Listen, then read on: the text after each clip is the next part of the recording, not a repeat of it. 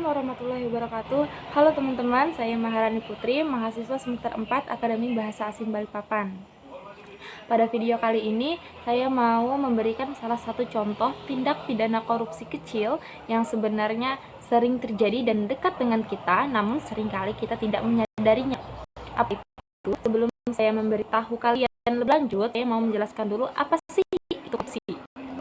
Baik, secara harfiah, korupsi adalah suatu tindak kebusukan, keburukan, perbuatan curang, ketidakjujuran, dapat disuap, tidak bermoral, dan penyimpangan dari kesucian.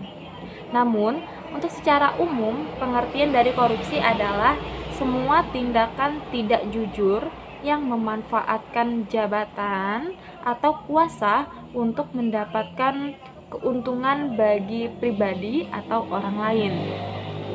Untuk di Indonesia sendiri, tindak korupsi diatur dalam Undang-Undang Nomor 31 Tahun 1999 tentang pemberantasan tindak pidana korupsi. Seperti yang kita semua tahu bahwa korupsi adalah kejahatan yang luar biasa. Namun, seringkali kita tidak menyadari bahwa korupsi-korupsi kecil sering terjadi di dekat kita. Seperti dalam video yang saya ambil atau saya rekam beberapa waktu lalu, yaitu video ini saya ambil di daerah Balikpapan Selatan, tepatnya di daerah Sepinggan.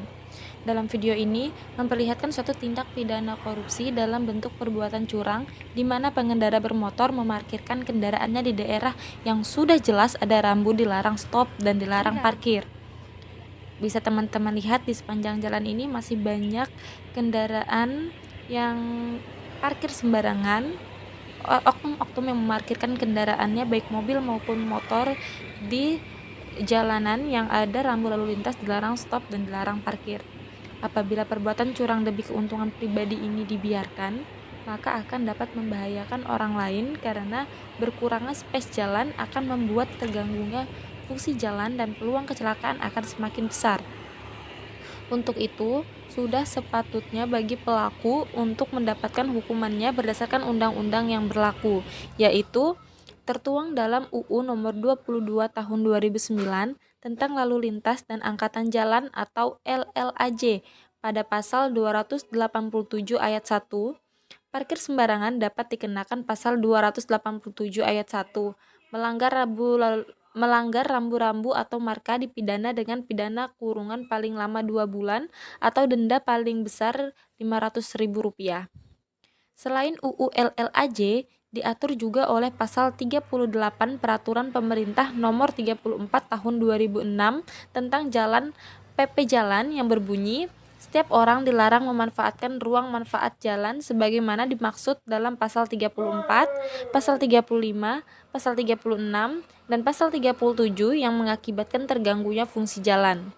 Menurut Peraturan Perundangan Jalan, yang dimaksud dengan terganggunya fungsi jalan adalah berkurangnya kapasitas jalan dan kecepatan lalu lintas antara lain menumpuknya barang atau benda atau material di bahu jalan, berjualan di badan jalan, parkir, dan berhenti untuk keperluan lain selain kendaraan dalam keadaan darurat.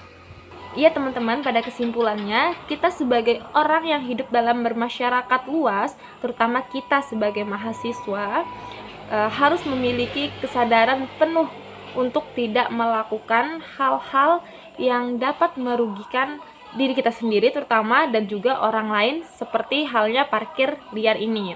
Dan jika kita melihat orang lain yang melakukannya, sebaiknya kita memberitahu pelaku tersebut agar dia bisa memperbaiki sikapnya, merasa malu, kemudian tidak mengulanginya untuk kedua kalinya.